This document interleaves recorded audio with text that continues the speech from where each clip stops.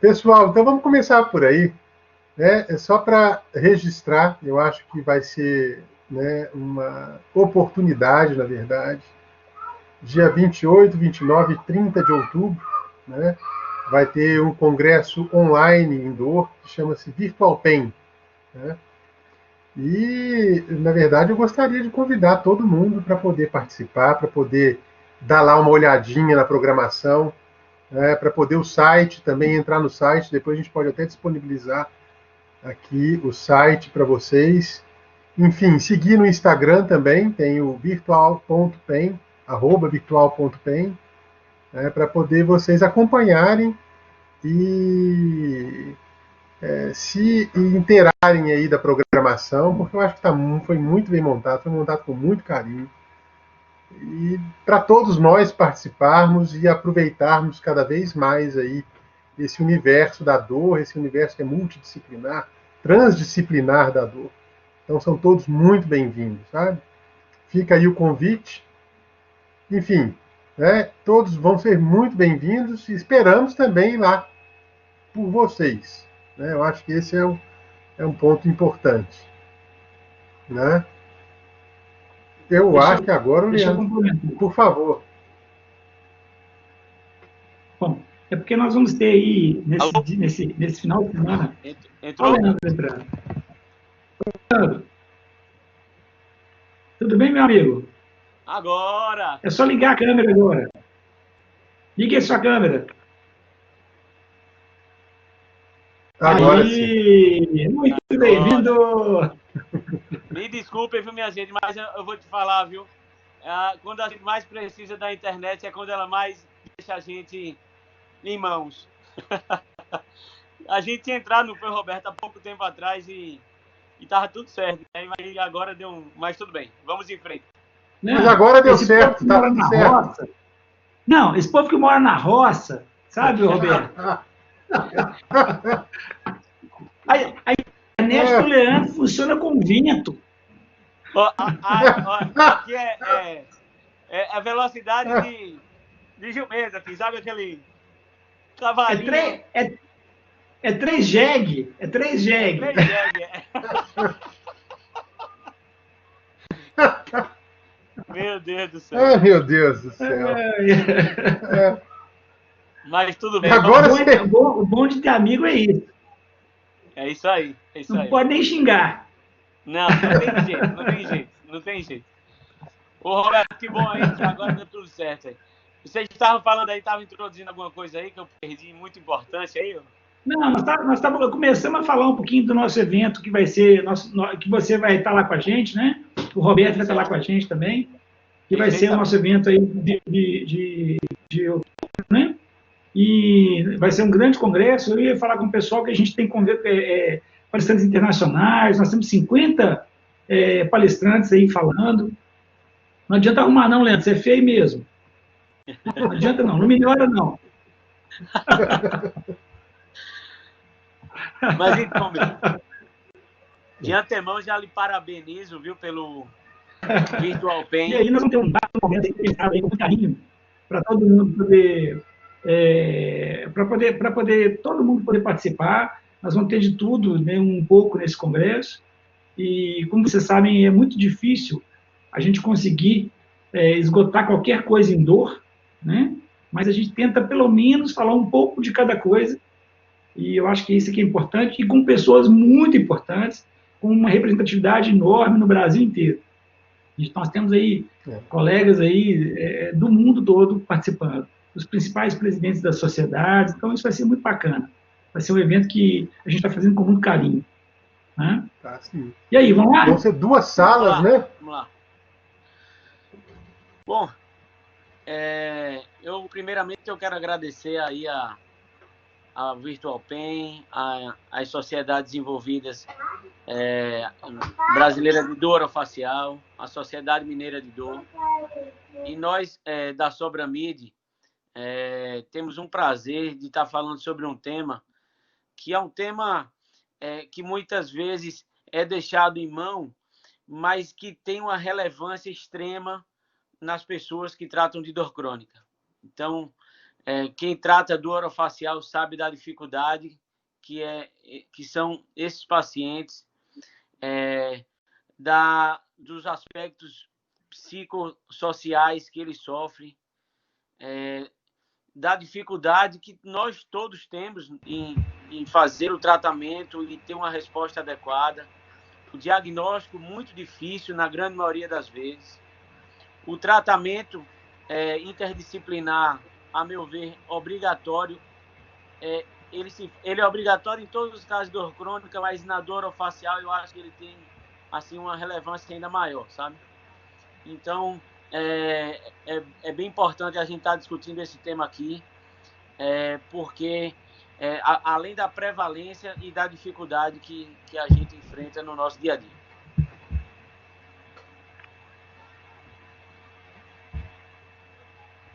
Alô? Oi, tá. E aí, o Leandro, até já puxando um gancho. Estão me escutando? Estou escutando. Tá. Então, até já puxando um pouco o gancho aí da sua fala com relação a essa prevalência, eu até, assim, falando um pouco disso, só para poder contextualizar um pouco a importância desse universo, desses pacientes com dores crânio-faciais. Deixa eu te interromper. Por favor. Pode? Não, eu quero apresentar você. Eu estou aqui para isso.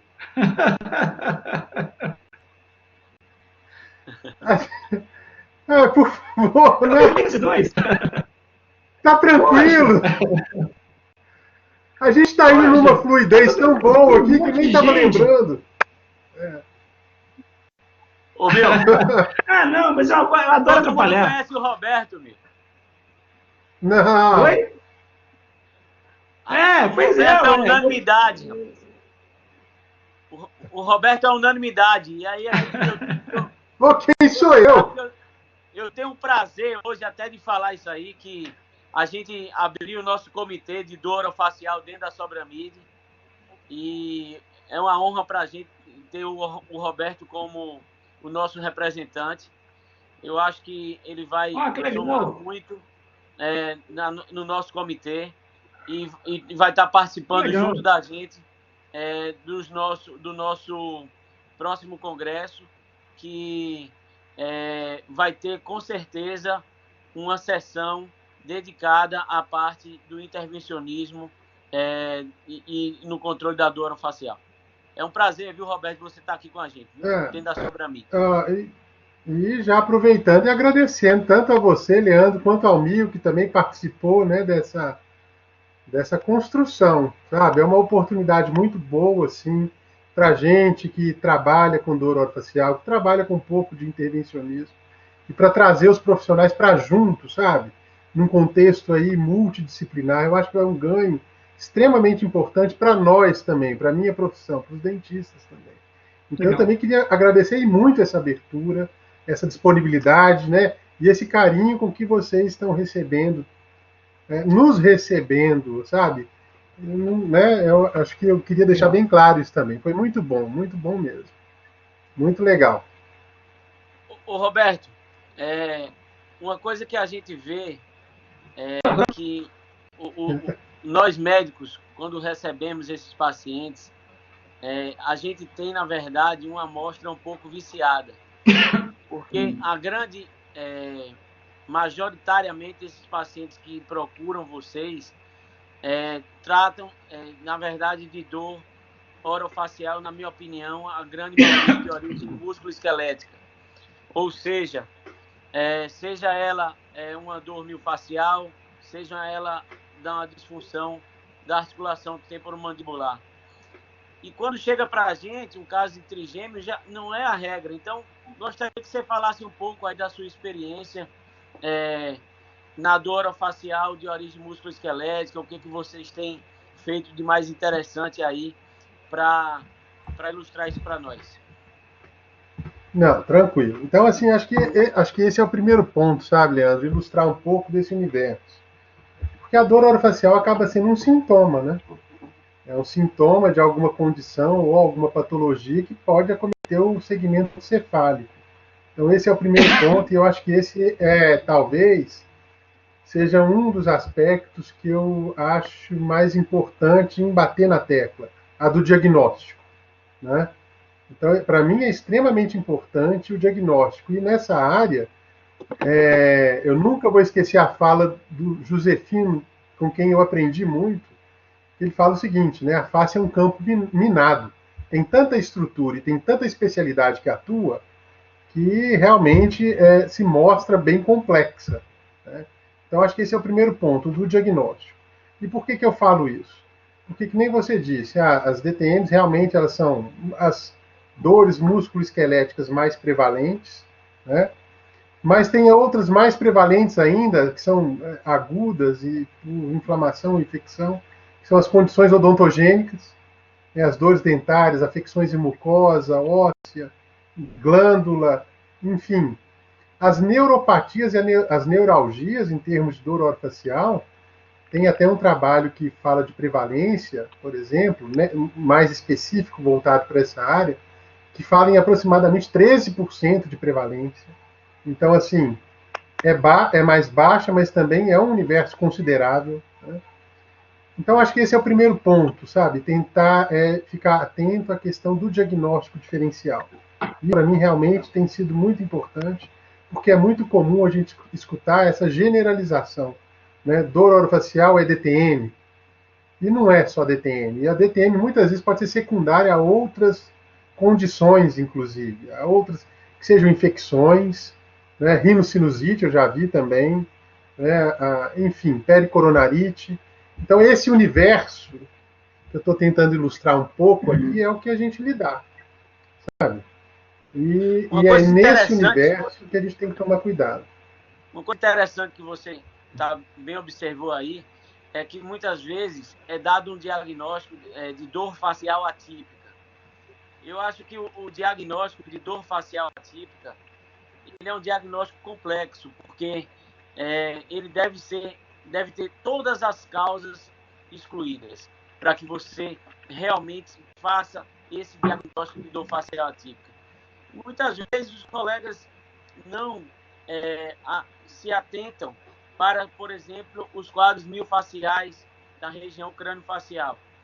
Então, e não um quadro miofacial da região crâniofacial, ou mesmo uma síndrome de uma compressão neural do supraorbitário, do nervo mentoniano, faz com que isso seja ter manifestações na região da face bem atípicas e fazem com que o colega, muitas vezes, rotule esse paciente de dor facial atípica, que na minha opinião, é um diagnóstico que é muito difícil para o paciente escutar, né? E que, às vezes, ele entra nesse diagnóstico e faz com que ele perda a oportunidade de estar tratando uma doença que ela tem uma causa bem estabelecida e um tratamento direcionado para esta causa. O que é diferente da dor facial atípica, que é uma coisa que a gente rotula quando a gente não sabe direito o que está acontecendo, na verdade, né? Aquele quadro, acho que atualmente, salvo engano, né, essas dores faciais atípicas estão sendo classificadas como dores orofaciais idiopáticas, né? Idiopáticas. É aquela palavra, exatamente, né? A gente não tem, da mesma forma, a síndrome da ardência bucal, então está nesse quadro, é neuropática, não é idiopática. Então, esse é um pouco do universo que a gente está lidando mesmo. Então, eu acho extremamente importante a sua fala, porque reforça esse aspecto do diagnóstico. Sem contar com comorbidade, né? Por exemplo, é interessante, teve um trabalho mais antigo, salvo engano, de 98, eles fizeram um levantamento de pessoas com queixas de dor orofacial e viram que a presença de dor facial associada a outros tipos de dores em outras regiões é muito prevalente. Então, possivelmente, são muito comuns comorbidades, inclusive da região cervical. Então, é nesse universo que a gente tem que tomar esse cuidado. Por quê? Na prática, eu já vi muito, escutei muito o seguinte, está com uma dor na face, está com uma dor aqui no pescoço, é DTM, é bruxismo, né? Ou então, assim, por exemplo, a comorbidade com cefaleias primárias, principalmente as migrâneas. Então, eu acho que reforça muito essa questão, porque eu acho que a partir do momento que a gente consegue visualizar, pelo menos assim, mesmo que seja uma impressão diagnóstica, né, o prognóstico é muito mais favorável em termos de conduta para o paciente. A gente consegue, pelo menos, estabelecer alguma linha de conduta dentro daquele quadro específico no contexto que o paciente traz. Então, essa é uma dificuldade. E você me lembrou de um caso, Leandro, são alguns casos que eu recebi, inclusive, no consultório, de um paciente que tinha dor de dente, de uma paciente, na verdade, em torno de 50, 60 anos de idade, ela com dor de dente, uma dor de dente que irradiava um pouco para a face, mas o que a incomodava era a dor de dente. No final das contas, quando depois daquela anamnese minuciosa, né, através talvez daquela dificuldade, inclusive, de a gente elaborar o raciocínio clínico, mas eu desconfiei da neuralgia clássica. E aí, no final das contas, era um meningioma comprimindo o tronco encefálico que estava ocasionando, então, uma dor de dente, mas cujo diagnóstico era uma neuralgia clássica do trigêmeo. E aí, olha como é que depois disso a gente conseguiu conduzir melhor. Aí ela foi submetida na sequência a uma neurocirurgia. Né? Mas ela já vinha sofrendo com isso, com vários tratamentos e várias alternativas terapêuticas estavam sendo submetidas, sem muito sucesso, né? E por algum tempo. Então, acho que isso ilustra, talvez, um pouco essa complexidade de diagnóstico, que, para mim, talvez seja o primeiro passo até para se discutir com mais riqueza os procedimentos intervencionistas, sabe? Saber indicar bem. Roberto, oi. Só acrescentando o seguinte, que às vezes algum colega pode falar assim, acho que talvez até com um pouco de razão, que faria pouca diferença o nome para essa doença. Como vocês deram, por exemplo, quando vocês falaram que era neuralgia trigeminal, por exemplo. Porque alguns pacientes você não consegue nem sequer tratá-lo. Né? Mas o fato da pessoa saber o que ela tem, né? Só da pessoa que você eliminar a doença, né? Dar nome para ela, isso para a pessoa já representa todo um universo em termos de buscas, compreensões, né? Então, assim, eu acho que o diagnóstico é peça fundamental, né? Mesmo, talvez ainda mais nesses casos como desafiadores, né? Pois é, sim, eu acho. E aí, dentro desse contexto... Oi, Leandro. Você falou uma coisa interessante que eu me lembrei aqui, da questão das comorbidades. Como é comum as alterações das disfunções temporomandibulares, bruxismo, com fibromialgia, com a cefaleia do tipo tensional. Então, que talvez esses pacientes estivessem dentro do mesmo escopo de uma síndrome complexa, dolorosa de dormista. Então, eu acredito que há uma relação muito grande, íntima, de uma doença neurológica e imune que a gente precisa entender mais e que muitas vezes ela se manifesta na região da face ou com fibromialgia. Então, eu queria a opinião do Miguel disso aí também. Não, rapaz, eu vou te falar com você uma coisa. Isso é extremamente difícil. É extremamente difícil. Desculpa. O meu celular entrou aqui. É que o que eu vejo, né? É que eu já peguei alguns pacientes desse mesmo jeito, a gente está aqui no bate-papo e tal. Eu já peguei paciente com fraturas de mandíbula, né, e que no final já tinham sido fixados com placa, já tinham feito vários procedimentos, e que no final era nada mais, nada menos do que uma acidose miofascial.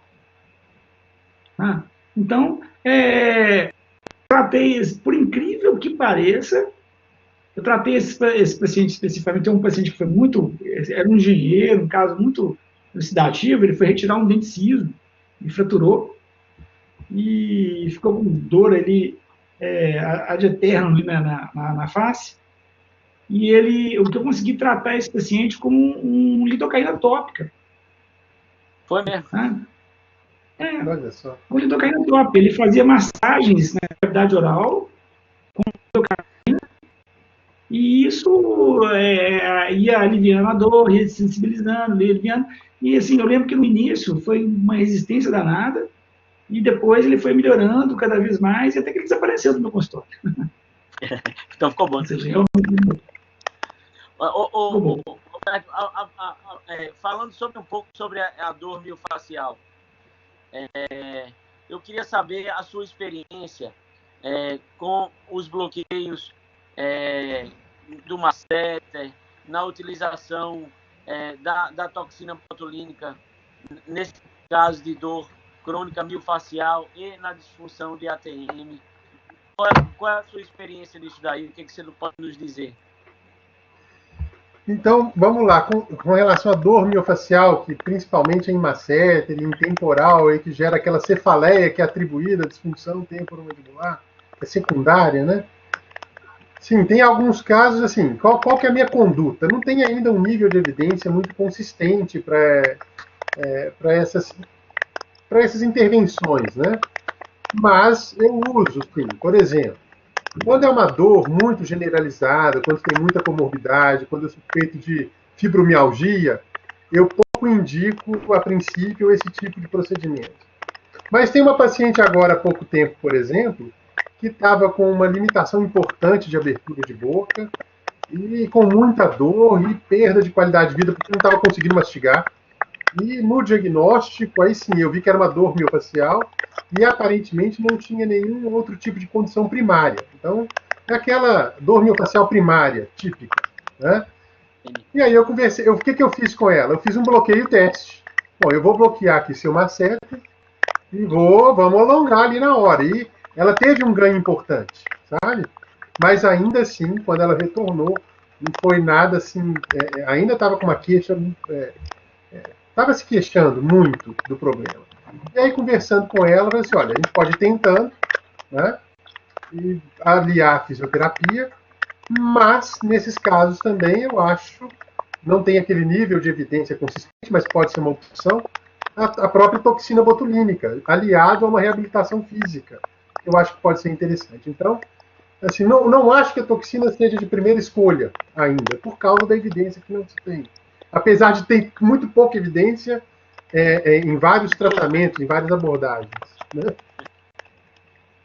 Então, assim, exatamente isso. Não tem muita evidência em nada. Então, assim, mas pô, não tem uma paciente saudável que estava com uma queixa importante.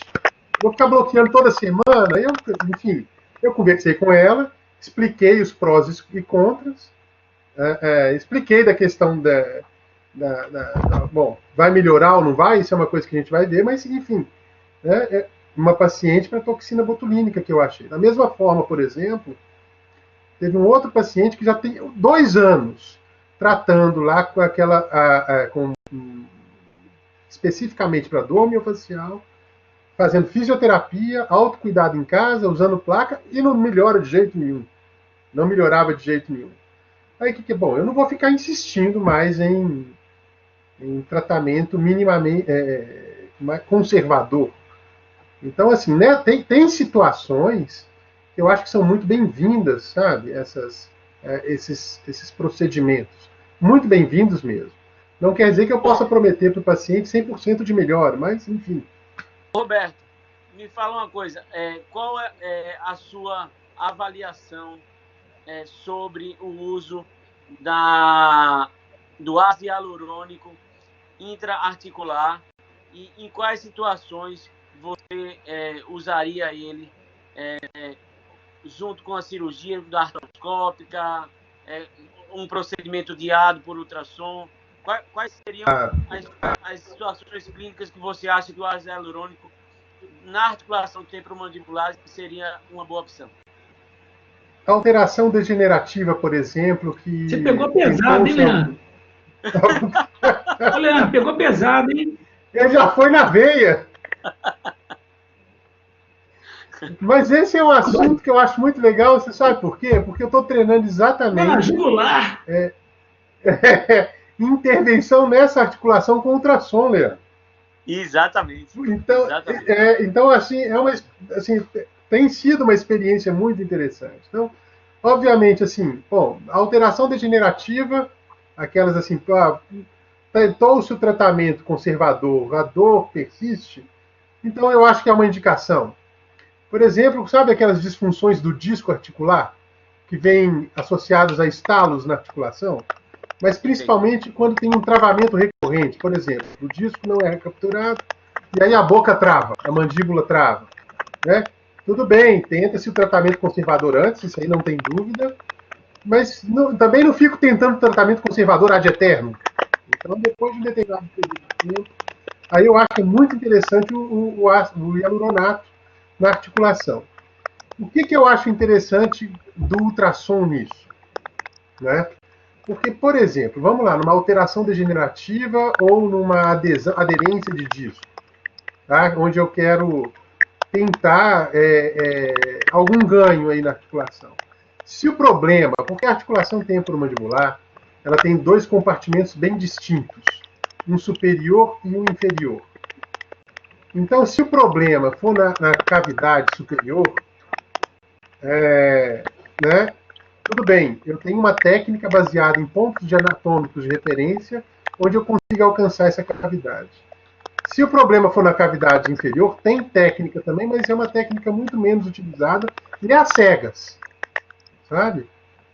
Então, assim, aí agora eu acho o seguinte, eu consigo direcionar muito mais a injeção de determinada medicação de acordo com a região do diagnóstico.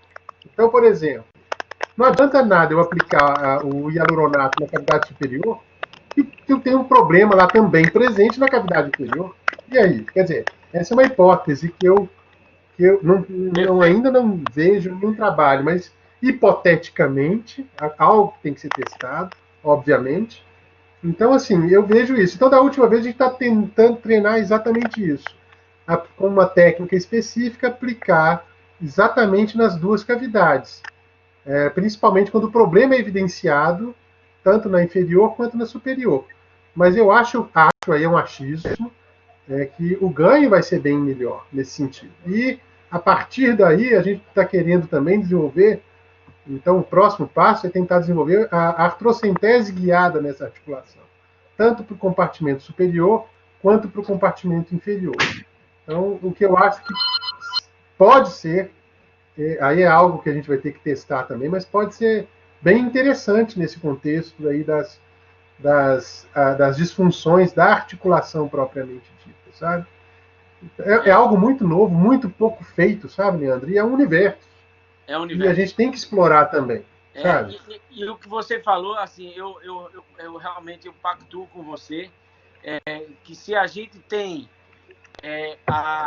o armamentário para se colocar uma medicação sobre uma visualização em uma articulação que ela é superficial, mas que eu acredito que mesmo em mãos experientes há uma certa porcentagem de injeções que o executor acharia que estaria dentro da articulação sem estar.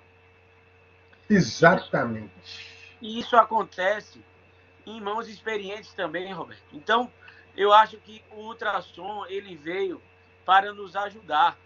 Então, a articulação temporomandibular é uma articulação que ela de um acesso relativamente fácil, de uma morbidade pequena, e o uso do ultrassom, principalmente aqueles transdutores menores que apresentam uma frequência maior, você consegue delimitar bem a articulação.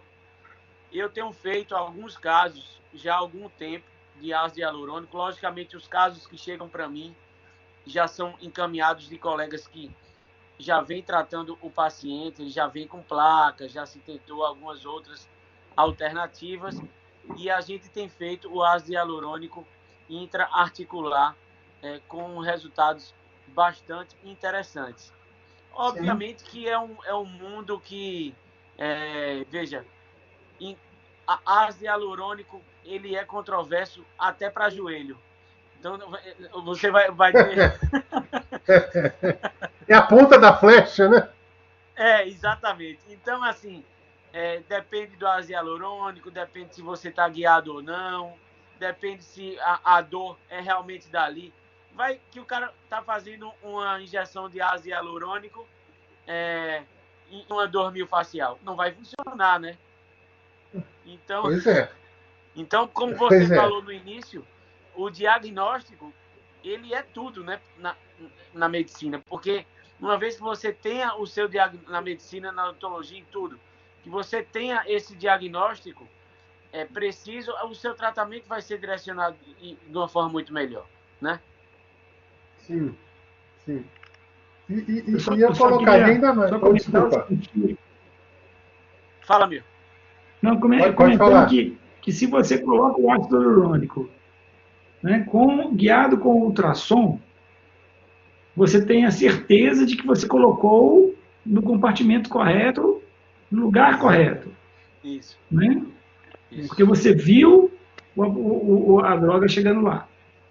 Então, exatamente. Se você tem uma falha terapêutica, realmente pode ser uma falha do seu diagnóstico ou mesmo do próprio método.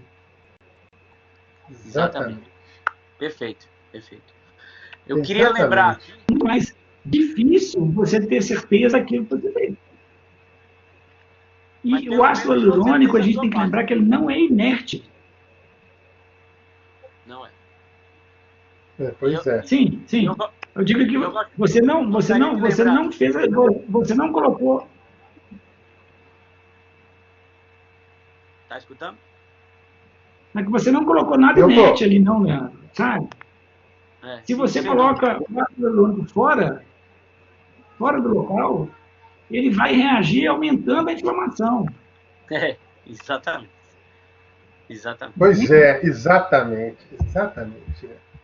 E a outra coisa também é o ácido hialurônico, né? Existem uns que são derivados do boi, do porco, então... Pois o que é pior, né? Pode ter sinovite reativa, né? Exatamente, também acho. E tem um outro aspecto que eu queria até complementar na sua fala, Leandro, que a gente está falando muito do ácido hialurônico, do hialuronato, mas hoje já estão tendo pesquisas, por exemplo, com plasma rico em plaquetas, medicina regenerativa, mesmo nessa articulação, e alguns trabalhos assim com resultados até promissores, indicativos de um bom resultado. E aí, mais do que nunca, você tem que ter uma minúcia da aplicação, né? Você tem que realmente saber onde é que você está aplicando para que você tenha, pelo menos assim, alguma efetividade de tratamento, se tiver que ter. Né? Roberto, esse é um tema que eu tenho estudado bastante, tenho me interessado muito, que é, na verdade, a modulação da inflamação através de técnicas regenerativas. E o PRP e outras situações como o uso de células, o aspirado da medula óssea, eles têm particularmente, na minha opinião, talvez até uma eficácia. A gente precisa de estudos, mas se fosse para escolher, eu preferiria um PRP do que um ácido hialurônico. Pois é. Você sabe que tem alguns trabalhos, é muito incipiente ainda, mas que indicam uma efetividade maior do PRP do que o ácido hialurônico nessa articulação? São poucos incipientes. Né? Né? Vamos partir desse pressuposto. Então, há um indicativo, um forte indício disso. E ainda lhe digo mais. Vocês participam de uma sociedade na qual vocês podem estar aplicando de uma forma com maior liberdade do que nós. É verdade. Do ponto de vista legislativo. Infelizmente ainda, né? Sim. Né? Então é algo a ser explorado ainda, assim, sabe? Muito explorado. Eu juro a você, eu acho que vocês têm uma oportunidade ímpar de estar tratando as disfunções articulares da articulação temporomandibular com biológicos. Eu acho sim que seria. Eu realmente não conheço estudos falando sobre isso, mas quando a gente fala entre uma substância autóloga e uma heteróloga, eu escolheria a autóloga, viu? Autóloga, sem dúvida, sem Hein, dúvida. viu? E, a, O que e você aqui, acha? aproveitando. Eu queria aproveitar vocês dois aqui agora até para fazer uma pergunta. E denervação de nervo aurículo temporal, por exemplo, com radiofrequência pulsátil. Vocês já tiveram alguma experiência com relação na ATM? Bom, eu posso falar, eu tenho uma experiência de alguns casos para dor de origem neurológica. Ou seja, o cara tem um trapping do supraorbitário. Aí você faz um bloqueio no supraorbitário, ele tem uma neuralgia supraorbitária. Uma neuralgia pós-traumática do maxilar inferior. Então, eu tenho alguns casos de utilização da radiofrequência pulsada no aurículo temporal, no supraorbitário, no maxilar, mas para tratamento de dor articular, temporomandibular, deu não. Denervação, porque eu já ouvi falar, eu queria ver, gente, né, qual que seria a experiência nisso. Né? Olha, toda articulação, ela tem, com certeza, ramos articulares terminais, que podem ser feitos uma radiofrequência ablativa ou neuromodulatória. Mas eu acredito que, especialmente na temporomandibular, eu nunca vi um estudo falando sobre isso, não. Em relação à ablação. Em relação à pulsada para dor articular, eu não tenho experiência, posso dizer, zero. Não, mas eu estava doido para perguntar sobre. Já utilizei. Pode ser uma possibilidade. Já utilizei também em alguns casos no esfenopalatino. Isso que eu ia. Em dor facial atípica, como uma tentativa, assim, sabe, desesperada, na qual a gente se tentou de tudo e fizemos o esfenopalatino. E digo que a resposta é bem variável. Teve pacientes que melhoraram substancialmente, teve outros que não melhoraram absolutamente nada. Então, assim, o esfenopalatino eu deixo ele para os últimos casos e quando o diagnóstico realmente está complicado, pacientes com múltiplas fraturas, com cirurgias prévias, no qual você não consegue identificar ao certo a origem da dor dele, eu opto pelo esfenopalatino, mas como uma tentativa já final. Entendi. E mesmo o bloqueio assim, do esfenopalatino, você deixa para outras alternativas, para outras situações? Você pode fazer. O bloqueio é tranquilo, né?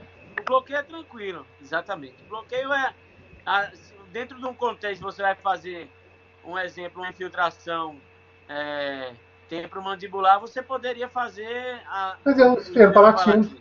É bem no tranquilo. Mesmo momento. Obviamente, você estaria não sendo específico, né? Você não saberia o que resolveu. Porém, se funcionar, tá bom, né? Mas se der um alívio, pelo menos naquele momento, eu acho que já é um ganho. É isso que eu penso também. Existem, só complementando, existem alguns estudos que eu já vi em publicação para neuralgias, né?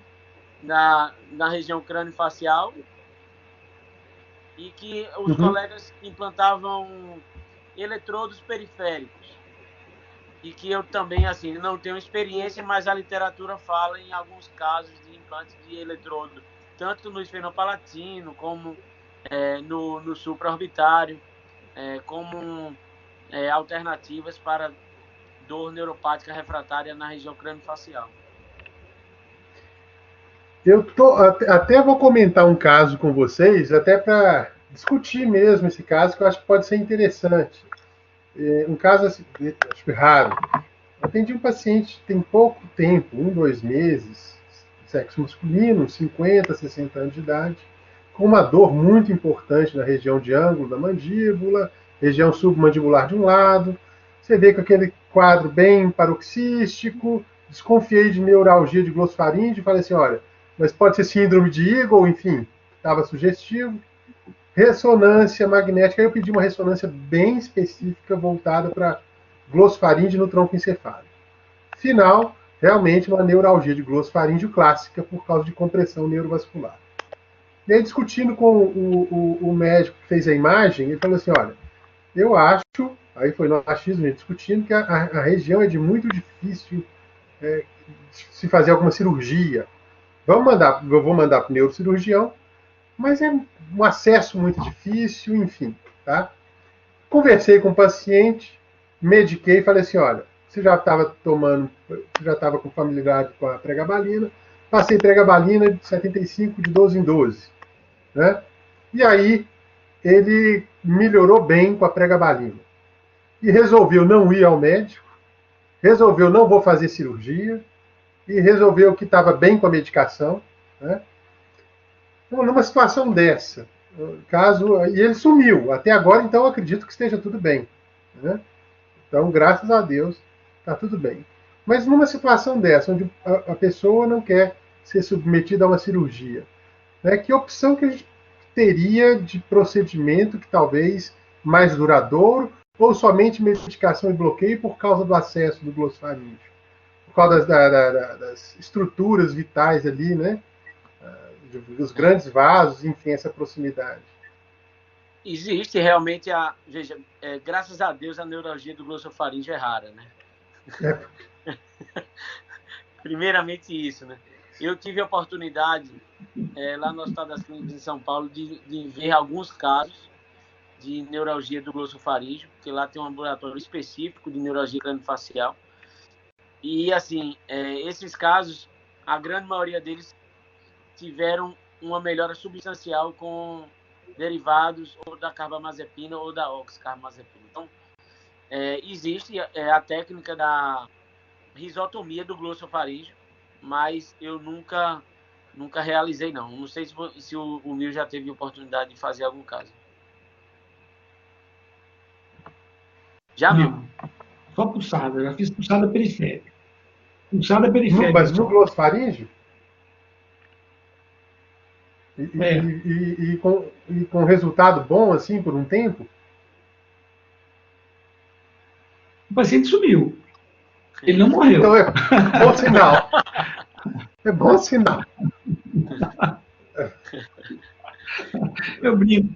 Ou ele ficou muito satisfeito e nunca mais quis voltar, ou ele ficou muito satisfeito e não precisou voltar. Mas,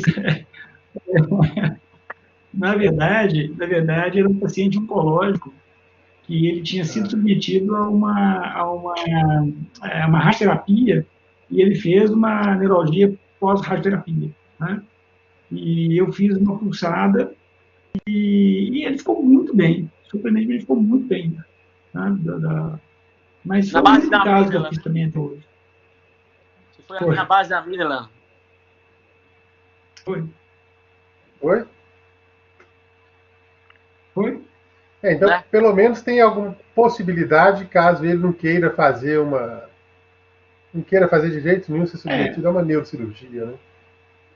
Uma coisa importante é a gente debater aqui a questão da neuralgia do trigêmeo. Então, é muito importante que os colegas, as pessoas que tratam e que veem os pacientes com neuralgia do trigêmeo deem esse diagnóstico correto, porque não raramente chega no consultório pacientes encaminhados com diagnóstico de neuralgia de trigêmeo, não tem nada a ver com neuralgia de trigêmeo. Então, neuralgia de trigêmeo é uma doença que o diagnóstico ele é quase que imediato quando você vê o paciente e conversa com ele.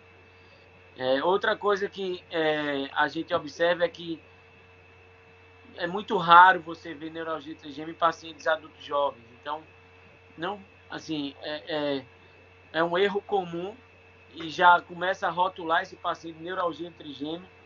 E ele não tem nada a ver com neuralgia trigêmea, a dor dele não é nada a ver com a neuralgia trigêmea. Então, o diagnóstico da neuralgia trigêmea, ele tem que ser falado ao paciente com muita propriedade, porque isso gera implicações muito grandes do ponto de vista para o paciente, para a saúde, para a questão de afastamento e tudo mais, porque se trata de uma doença séria e que, na verdade, o diagnóstico não é tão comum assim como se a gente termina observando por alguns colegas, né? Não sei se Você me vocês fez lembrar, eu pegam isso concordo, daí. você me fez lembrar até um caso que eu atendi, o paciente ele foi submetido a uma cirurgia de descompressão por neuralgia, devido àquela compressão neurovascular, neuralgia do trigêmeo, foi submetido. Aí, um tempo depois, ele foi reencaminhado porque estava com suspeita que estava piorando, estava recidivando. E, na verdade, era dor miofascial. Exato. Sabe? Então, é muito comum. É a questão do diagnóstico, mais uma vez, né? Outra Que é coisa complicado mesmo.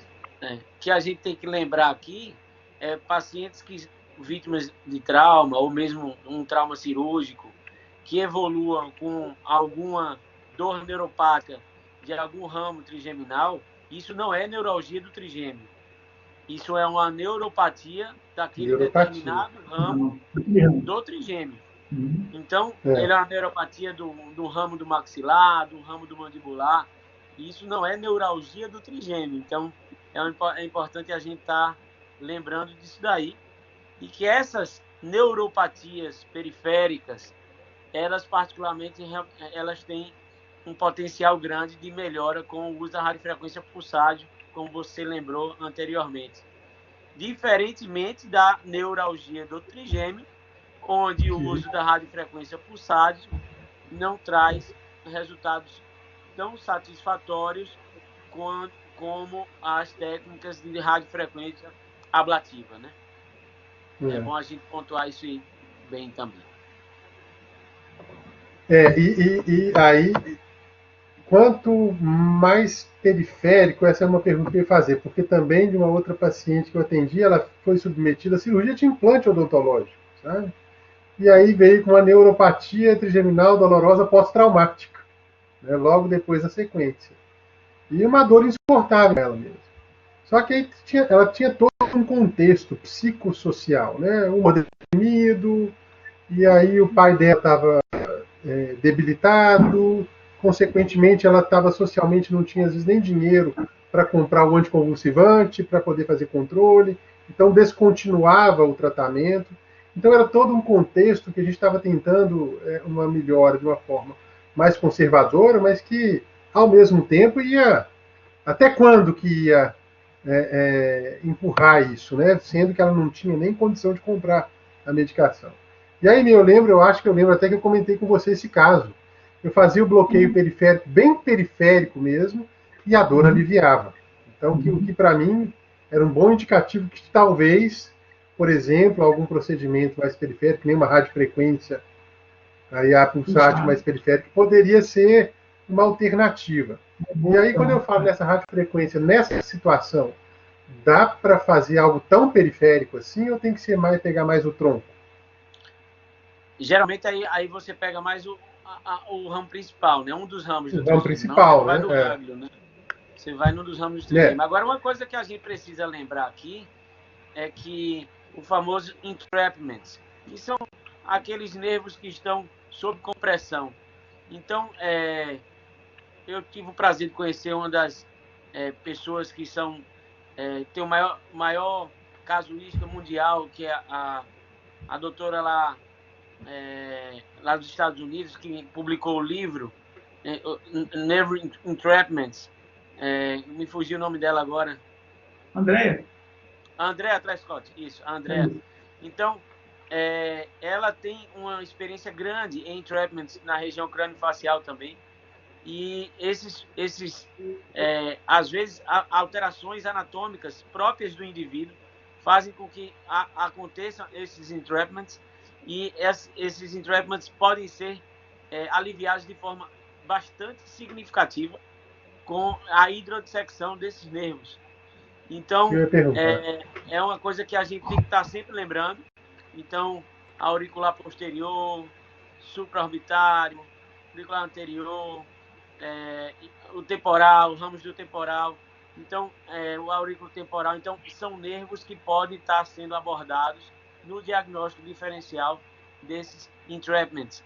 E que, no caso aí, você vai mais perifericamente, obviamente, guiado por ultrassom, e que a resposta, quando esta realmente é a causa, é bastante interessante. É bem interessante. Então, é um universo ainda a ser mais explorado, né? Assim, claro que não são todos os casos, mas numa casuística grande, vão ser muitos casos, né? E que não são, tudo bem que não seja tratamento de primeira escolha, mas são opções terapêuticas que a gente pode lançar a mão, né? Tudo isso que a gente está discutindo é muito, muito importante e muito interessante mesmo. Sem dúvida nenhuma. Lembrar e concluir. Vai acabar. Vai acabar, hein? Vai acabar agora, hein? Só para concluir aqui. Eu como moderador, se eu deixar vocês dois falando aqui, eu fico caladinho, vocês vão ficar até amanhã. Tem que interromper mesmo, porque o assunto tá bom. Tem que interromper. Só para lembrar aí do novas terapias que têm surgido aí, a fotobiomodulação com laser de alta intensidade, que se tem utilizado para tendinopatias, para artrose, e que a gente pode estar utilizando eles na região crâniofacial para articulação temporomandibular e para dor miofascial. É um procedimento totalmente indolor e que você induz um processo regenerativo e que tem se mostrado bastante promissor nas afecções musculoesqueléticas e a articulação temporomandibular e a dor miofascial, crâniofacial não deixa de estar incluída nesse contexto aí. Sem dúvida, realmente. Bem lembrado. E tem algumas colegas também do uso do ozônio. Vou deixar vocês terminarem. Mais um minuto para o encerramento. Vai lá. E lembrar da possibilidade da ozonoterapia intraarticular, e que ela é contemplada pela sua sociedade também. Então, há alguns estudos mostrando que há resultados, viu? Mas que são alternativas em pacientes que, veja, quando a gente se vê diante de um quadro que você não tem muita coisa a fazer, já se tentou de tudo, pode ser feito alguma coisa nesse sentido também. Eu gostaria aí de agradecer aí a oportunidade de estar conversando com vocês sobre esse tema maravilhoso e fascinante, que é a dor orofacial, e que a gente ainda tem muito a aprender da sua fisiopatologia e das melhores condutas e dos diferentes diagnósticos que eles podem estar nos aparecendo na nossa clínica. Um abraço a todos aí, muito obrigado aí ao Virtual Pain, à Sociedade Mineira de Dor e à Sociedade Brasileira de Dor Orofacial pela oportunidade. E aproveitando também a agradecer essa oportunidade de estar discutindo isso. Oi? E trazer a odontologia para junto desse aspecto. Eu acho que a gente tem muito a ganhar, sabe? Então eu gostaria realmente de agradecer essa abertura, né, e essa oportunidade para poder trabalhar junto e desenvolver essa multidisciplinaridade. E olha, eu tenho certeza que a gente também vai aprender muito com vocês. Então, eu acho que foi muito bem-vinda toda essa conversa e vai ser muito bem-vinda toda essa parceria. Muito obrigado mesmo, valeu demais. Né? Ô, Mil, Eu acho que é isso, suas né, Nil? considerações finais. Gostaria de agradecer. Não, gostaria de agradecer aos dois e aos colegas que estavam presentes aqui nesse bate-papo, né, pela disponibilidade para estar aqui hoje.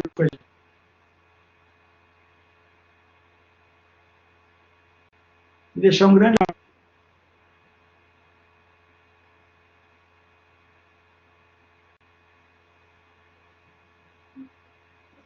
Falhou um pouco aqui. Falhou um pouco aqui, Mil. Valeu. A minha internet está muito ruim. O vento está contra. Eu já passei por esse problema alguma vez.